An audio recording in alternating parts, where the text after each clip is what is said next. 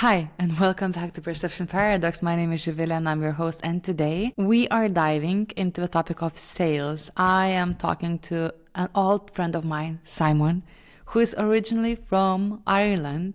And we just spoke a bit about his approach towards sales processes, what's working for him, what's not. He's been in the industry over 20 years, especially in the startup scene.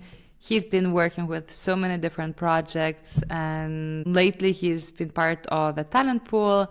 And yeah, we're gonna touch base on what does it mean to sell in 2026. So I hope you enjoy it, and let's dive in.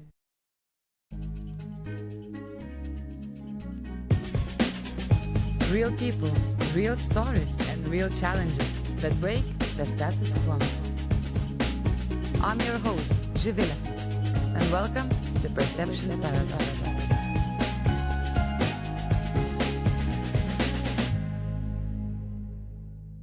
Ladies and gentlemen, welcome back to Perception Paradox. And today with us we have Simon McDermott, coming straight from Ireland originally. However, he's tuning in from Prague. And yeah, he's been someone who got involved in the startup scene a long time ago, but one thing that defines his career and what he's been working on, it's always around sales.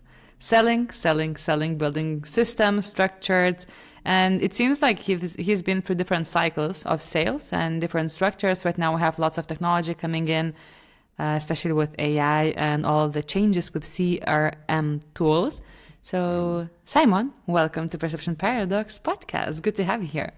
It's great to be here, and I've been a long time fan and follower of you and your podcast. So it's kind of cool to be involved. Yeah. So thanks for this. Awesome. How is it going for you? It's 2026. We are getting closer to the end of January, the beginning of February now, kind of. So how has it been for you? Well, work-wise, I was very happy to be given the sort of the full sales role in the company. So now I look after the revenue numbers. I was more or less doing the international sales. Now I'm doing sort of all and working with the team to build that. So that was really cool. And we told the team yesterday that I would take that over. So I'm obviously very happy to get that opportunity with Talentpilot. In general, it started quite well. So we have a few new clients, and I weighed myself actually at the beginning of January, and I didn't realize a number that big could exist on a weighing scale. So I've been eating much more healthy in the last 3 weeks. So I feel pretty good. So I've lost a bit of weight and I had a promotion. There you go. There you go. What a great way. Yeah. Did you sign up for a gym membership or you had one? Actually, it's funny because I've had a trainer for 7 or 8 years because I love the gym and, lifting as heavy as I can.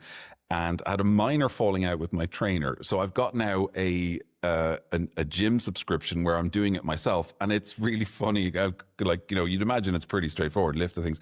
Actually not, how many you do, how heavy you can go, etc. So I'm sort of relearning being alone.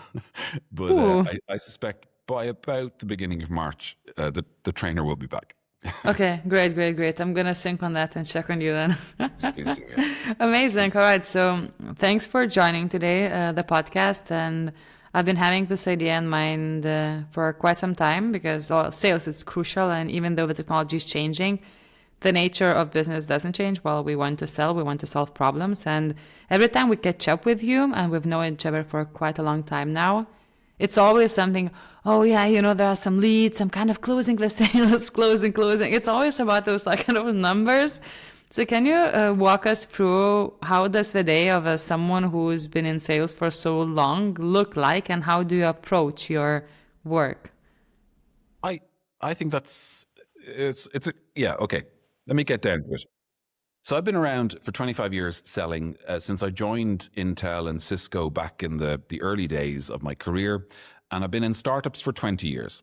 So the go-to-market in startups is obviously significantly different than Cisco and Intel, where you have a marketing engine and a brand. Like if I call up someone and say, hey, I'm from Intel Corporation back 20, 25 years ago, they answer the call, they want to talk to you. That's just the way it is.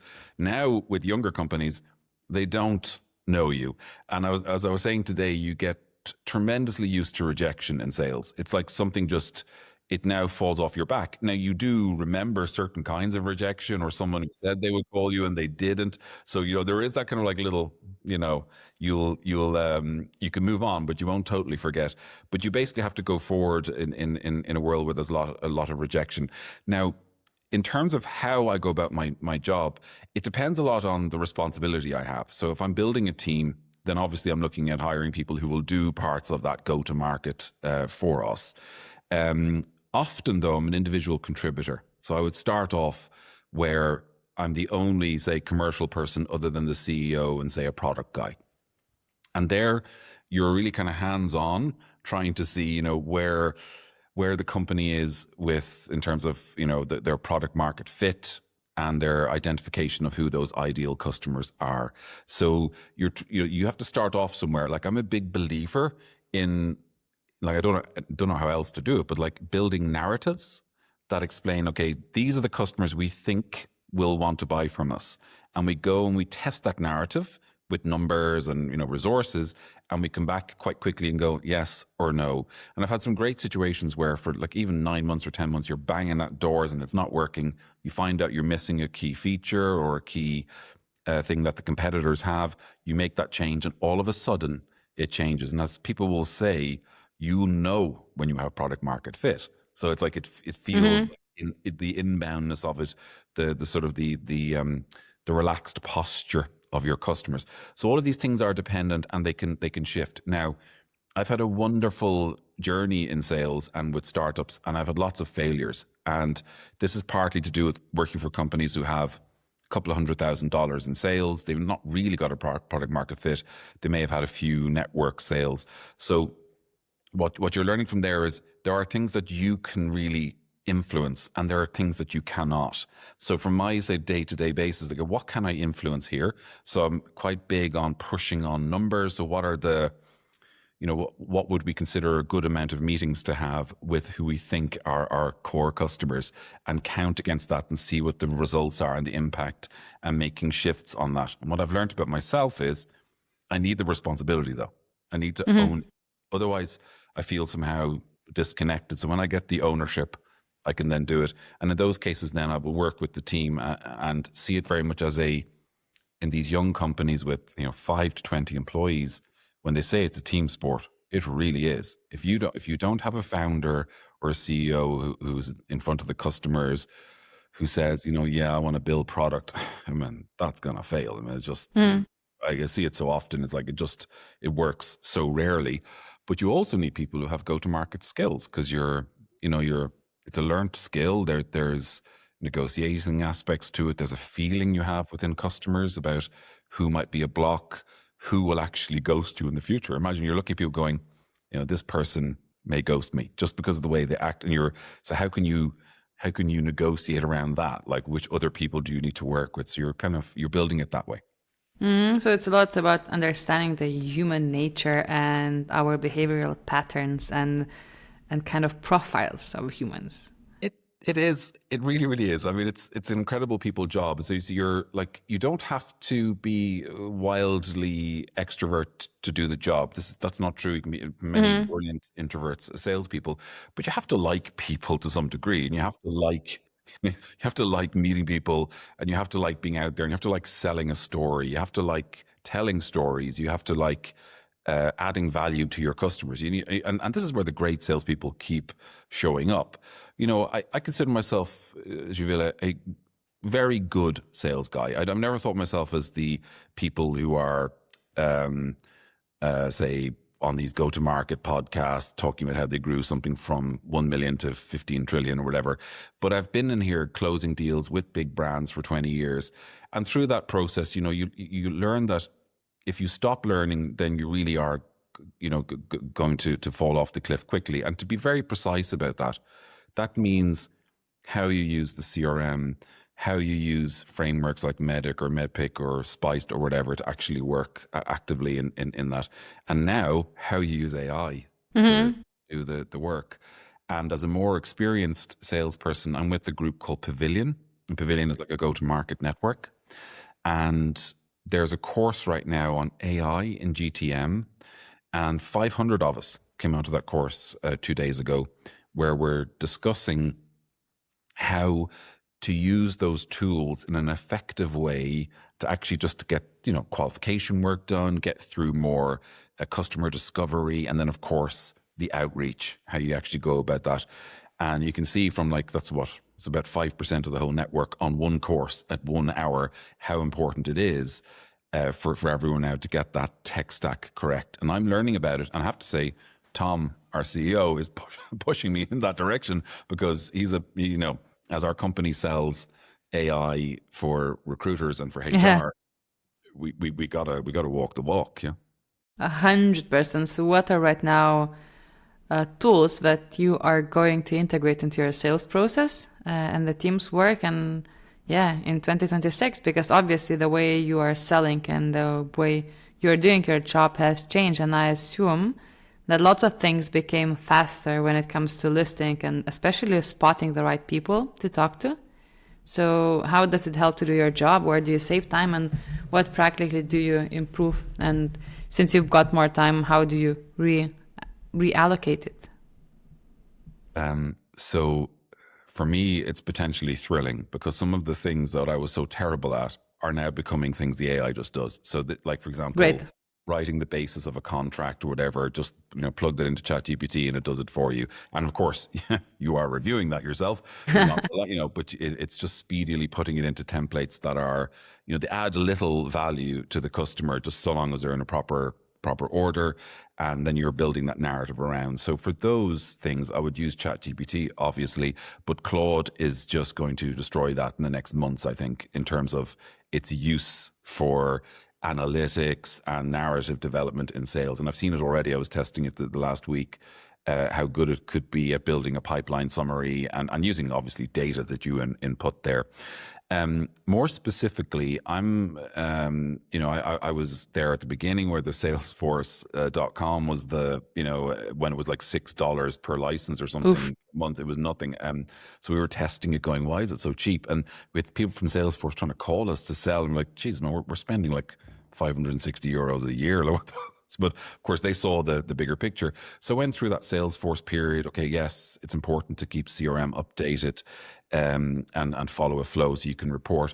But that then evolved into tools like Pipedrive and HubSpot ultimately. Now, our stack is quite light because we are a young company and we can't be just chucking tons of money into every single tech.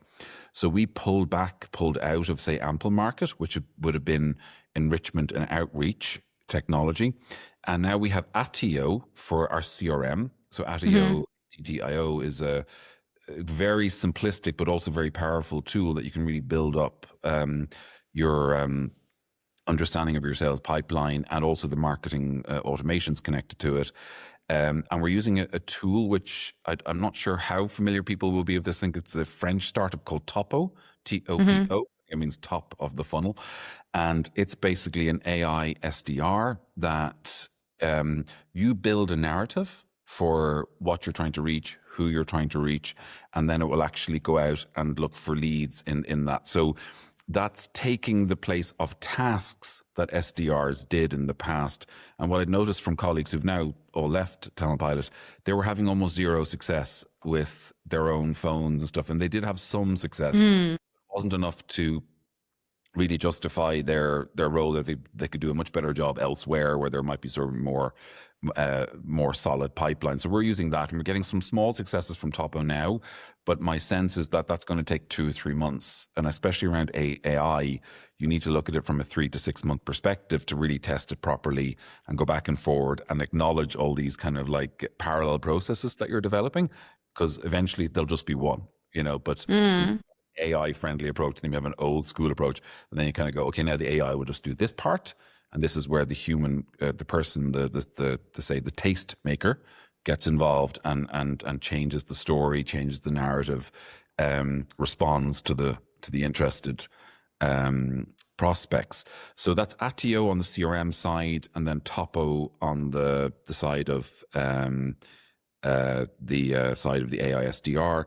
We're fairly basic in terms of using the Google suite for annotation of meetings and then copying those into Attio. And we will have integration soon that will actually just do that automatically. I would highly recommend that approach to any go-to-market person. So that's the tech stack we're using. And when it comes to actual enrichment, we're a little bit tactical on this, using access to Apollo or Clay or Zoom Info, wherever we can find it. I work with some freelancers. They might have an access. They can help us in certain cases to build out for, like, for example, an outbound campaign, because you still get on your phone a lot. Yes. There was a little picture of my wife there, on your phone to actually speak with people, because that cuts through the noise still if you have a phone number and you get the person at the right time. Yeah, that's what I was about to ask. Do you think it's ever going to change the old school way of just calling and picking up the phone and reaching out to people, especially when they're more like C-level executives? And we're talking about a bigger part of sales, Still feel like human connection, for me, it feels so fake. And when I get like the fake outreach message, I will pay attention if I really see that it's something that I really care about, but it has to be so specific. And I think you hit the nail on the head there, because like, if you're very precise in who your ideal customer is, and you're really believe in your water, you believe like right deep that if a company's not using your service or solution, there's something wrong in their decision making, because you just know that you can absolutely deliver.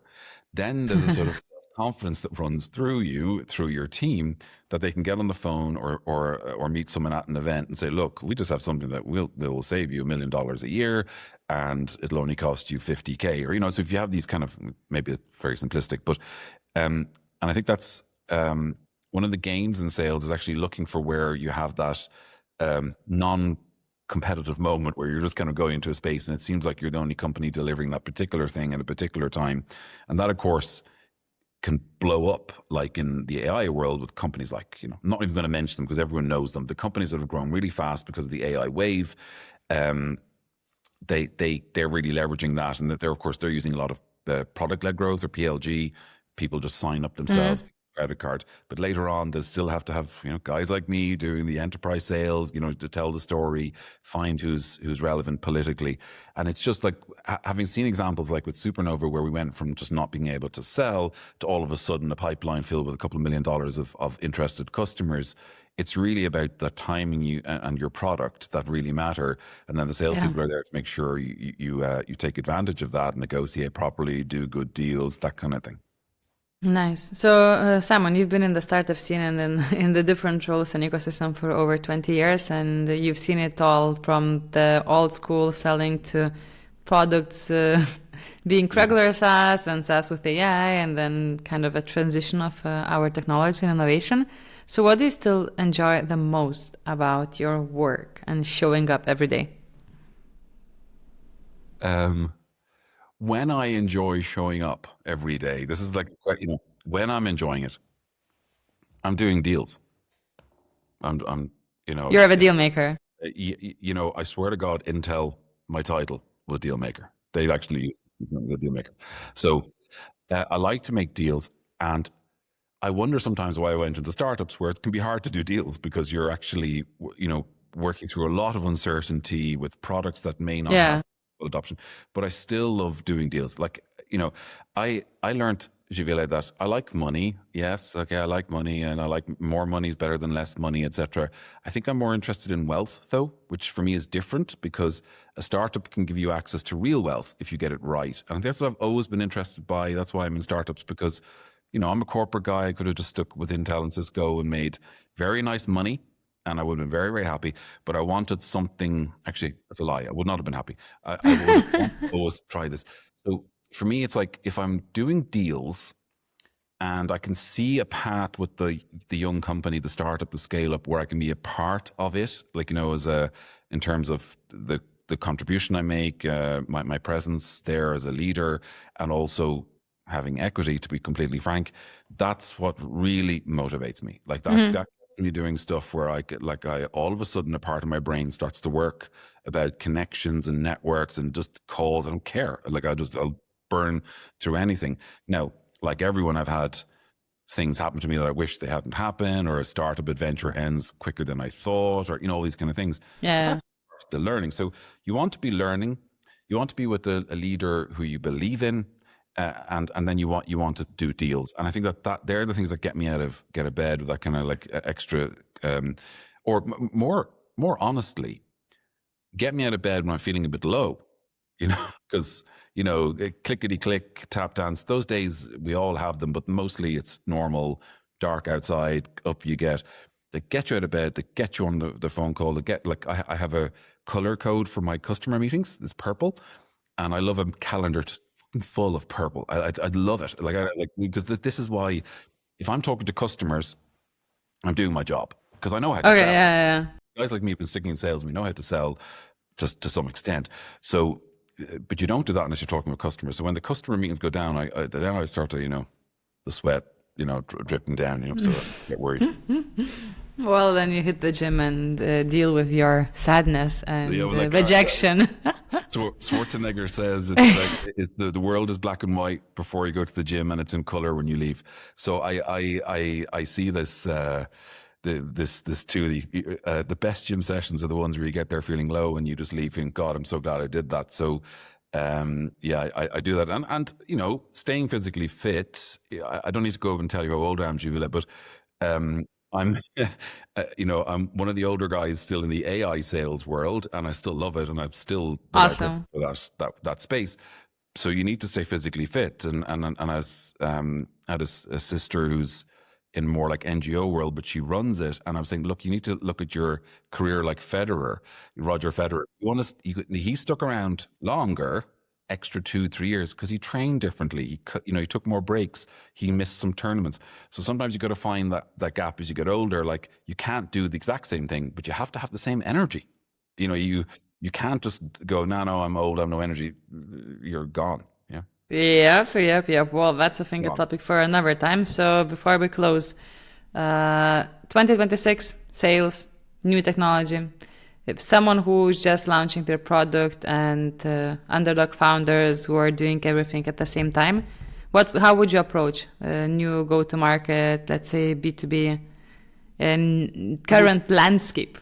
In the current landscape, I would say more than ever, you're looking at narrative. Like what is the story that's going to, click and give you that initial boost that might get you funding, that might get you, 20 great customers.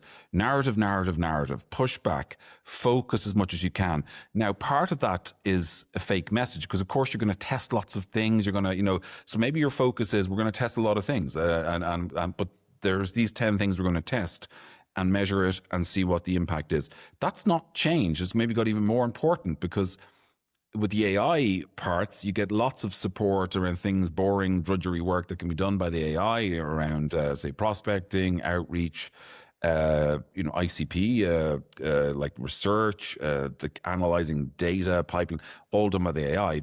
But you still need taste, and you still need storytelling abilities. So you're really going to focus in on that. And you're going to work on which parts of your product are going to actually get you, just a little bit above everyone else for a period of time, or what story you tell that gets you a little bit above everyone else to get in there and then get those cases and start pushing it out.